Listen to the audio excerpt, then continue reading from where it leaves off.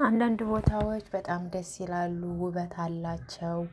በተለይ እኔ ያለሁበት ሀገር በብዛት ኮባ፣ የስጋ መጥበሻ፣ ሬት ውበትን ያደምቁታል። በተለይ እንደዚህ ግቢ ሬስቶራንት አካባቢዎች በቃ ውበት ነው የሚሰጠውና ለቦታው እንዲሁም ዘንባባ የተምር ቅጠል ማለት ነው።